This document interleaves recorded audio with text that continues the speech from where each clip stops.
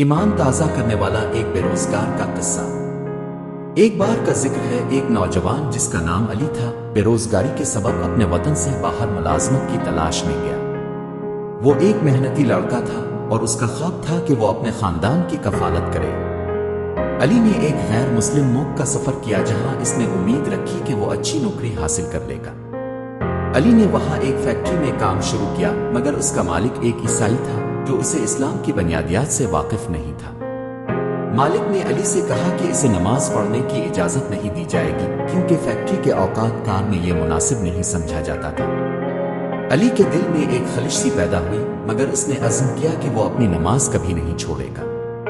روزانہ کام کے بعد وہ چھپ کر نماز پڑھتا، کبھی وہ فیکٹری کی چھت پر جا کر نماز ادا کرتا، کبھی قریبی پارک میں۔ ایک دن جب علی اپنی نماز پڑھ رہا تھا تو اچانک اس کا مالک وہاں پہنچ گیا۔ وہ حیران ہوا کہ علی یہ سب کیوں کر رہا ہے۔ مالک نے پوچھا، تمہیں معلوم ہے کہ یہاں یہ سب کرنا مناسب نہیں؟ علی نے نرمی سے جواب دیا، میں اپنے ایمان کو کبھی نہیں چھوڑ سکتا۔ میری نماز میرے لیے زندگی کا ایک حصہ ہے۔ مالک نے اس کی بات سن کر سوچا اور کہا، تمہاری دیانتداری اور عزم مجھے متاثر کر رہے ہیں۔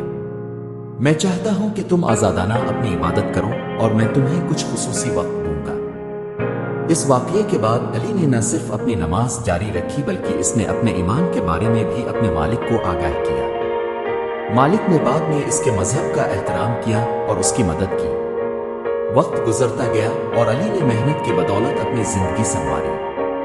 وہ واپس اپنے وطن آیا جہاں اس نے اپنے خاندان کو خوشیاں دی۔ اس کا ایمان اور اس کی محنت نے اسے کامیاب بنایا اور اس کی کہانی ہر کسی کے لیے ایک مثال بن گئی۔ یوں علی نے ثابت کیا کہ ایمان کی طاقت کبھی کمزور نہیں ہوتی، چاہے حالات کیسے بھی ہوں۔